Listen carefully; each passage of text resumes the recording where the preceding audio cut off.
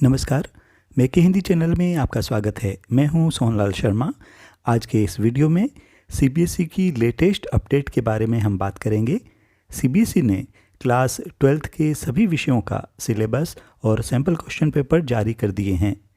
हिंदी का क्या सिलेबस रहेगा, कौन से पार्ट सिलेबस में रखे गए हैं, कौन से पार्ट हटाए गए हैं और 2024 की परीक्षा का पेपर कैसा होगा, इन्हीं प्रश्नों के उत्तर इस वीडियो में आपको मिलेंगे। तो लीजिए पेश है आपकी सभी शंकाओं का समाधान।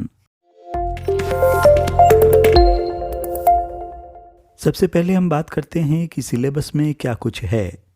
तो मुख्य पुस्तक आरोह से ये पाठ रखे गए हैं। काव्यखंड से हरिवंश राय बच्चन जी की कविता आत्मपरिचय और गीत एक गीत, आलोक धनवा जी की कविता पतंग, कुंवर नारायण जी की दो कविताएं, कविता के बहाने और बात सीधी थी पर। इसी तरह से रघुवीर साहे जी की कविता कैमरे में बंद अपाहिज, शमशेर बहादुर सिंह जी की कविता उषा, सूर्यकांत त्रिपाठी निराला जी की कविता बादल राग, तुलसीदास जी की कविताएं कवितावली उत्तरकांड से और लक्ष्मण मूर्छा और राम का विलाप, फिराक गोरखपुरी जी की रुबाइयाँ और उमाशंकर जोशी जी की छोटा मेरा खेत और बगुलों के पंख। इसी तरह से इसी पुस्तक से यानी आरोह भाग 2 से गद्य खंड में जो पाठ निर्धारित हैं वे हैं महादेवी वर्मा जी का लिखा हुआ भक्तिन, जैनेन्द्र कुमार जी का बाजार दर्शन, धर्मवीर भारती जी का काले मेघा पानी दे, फणीश्वरनाथ रेणु जी की कहानी पहलवान की ढोलक, हजारी प्रसाद द्विवेदी जी का निबंध शिरीष के फूल और बाबा साहब भीमराव अंबेडकर जी के लेख श्रम विभाजन और जाति प्रथा और मेरी कल्पना का आदर्श समाज। यहाँ ये बात ध्यान देने की है कि कुछ पाठ इस बार आपके सिलेबस से हटा दिए गए हैं। तो वे कौन से पाठ हैं जो इस बार परीक्षा में नहीं पूछे जाएंगे? तो आरोह पुस्तक से काव्यखंड में गजानंद माधव मुक्तिबोध की कविता सहर्ष स्वीकारा, ये आपके सिलेबस में नहीं है। इसी तरह से फिराक गोरखपुरी की गज़ल आपके सिलेबस से हटा दी गई है, लेकिन यहाँ ये ध्यान दीजिएगा कि फिराक गोरखपुरी जी की रुबाइयाँ आपके सिलेबस में हैं, गज़ल नहीं है। गद्यखंड की बात करें तो विष्णु खरे जी का पाठ चार्ली चैपलिन यानी हम सब, ये पाठ सिलेबस से हटा दिया गया है। साथ ही रज़िया सज्जाद जहीर की कहानी नमक भी इस बार सिलेबस में नहीं है। और वितान की बात करें तो वितान से एन फ्रैंक की डायरी के पन्ने इस बार सिलेबस में नहीं है। तो वितान में क्या कुछ है सिलेबस में? सिल्वर वेडिंग, जूझ और अतीत में दबे पांव, ये इस बार सिलेबस में है। सिलेबस के बाद इस बार की बोर्ड परीक्षा के प्रश्न पत्र की बात करें। इस बार प्रश्न पत्र 80 अंक का होगा जो 2 भागों में बटा होगा, खंड अ और खंड ब। खंड अ में वस्तुपरक प्रश्न पूछे जाएंगे यानी एमसीक्यू क्वेश्चंस। और पहला जो सवाल है वो अपठित बोध पर आधारित होगा यानी अपठित गद्यांश पर आधारित, जिसमें 10 सवाल होंगे, और अपठित पद्यांश पर आधारित इसमें 5 प्रश्न होंगे। और ये सारे जो 15 प्रश्न पूछे जाएंगे, ये सारे 15 प्रश्न एमसीक्यू होंगे। इसके बाद में अभिव्यक्ति और माध्यम की पहली इकाई के पाठ संख्या 3, 4 और 5 पर आधारित 5 एमसीक्यू पूछे जाएंगे, जो प्रत्येक एमसीक्यू 1 अंक का होगा, यानी कुल 5 अंक के प्रश्न आएंगे अभिव्यक्ति और माध्यम से।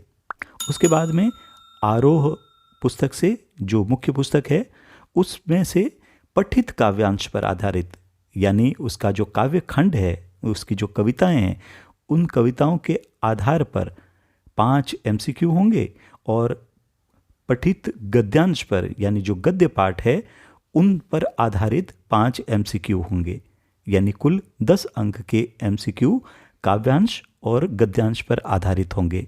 इसके बाद में पूरक पुस्तक वितान भाग 2 से प्रश्न पूछे जाएंगे, 10 अंकों के प्रश्न, और 10 ही प्रश्न रहेंगे यानी प्रत्येक प्रश्न 1-1 अंक का।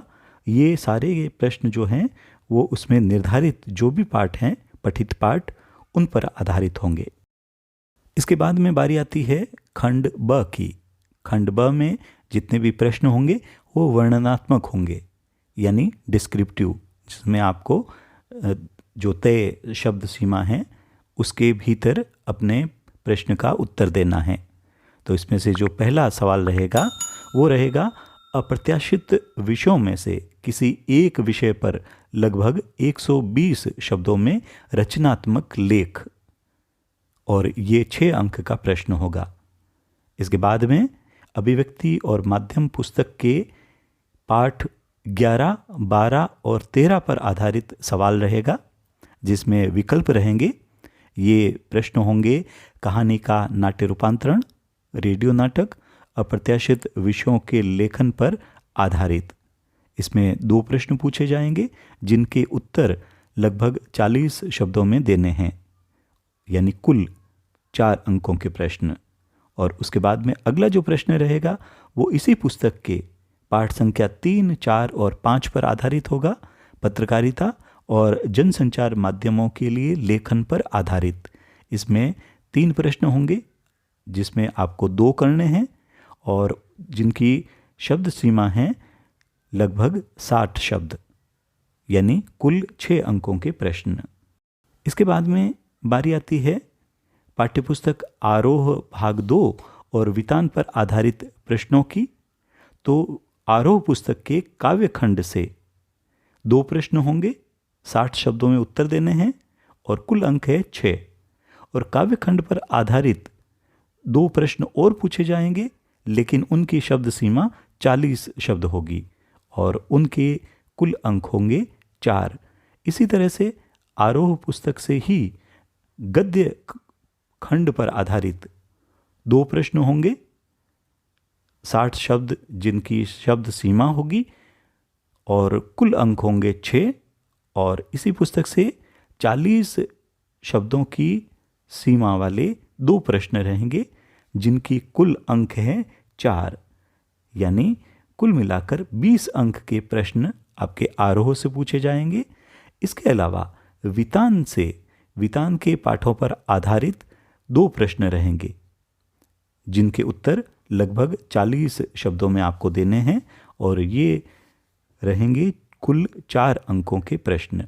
इस तरह से देखें तो आरोह और वितान से जो सीधे सीधे प्रश्न पूछे जाएंगे विषय वस्तु पर आधारित, वो प्रश्न रहेंगे कुल 24 अंकों के प्रश्न, दोनों पुस्तकों को मिलाकर। ऐसे ही उपयोगी वीडियो के लिए चैनल को सब्सक्राइब करें, साथ ही लाइक व शेयर करना न भूलें। बने रहिए चैनल के साथ। मिलते हैं अगले वीडियो में। नमस्कार।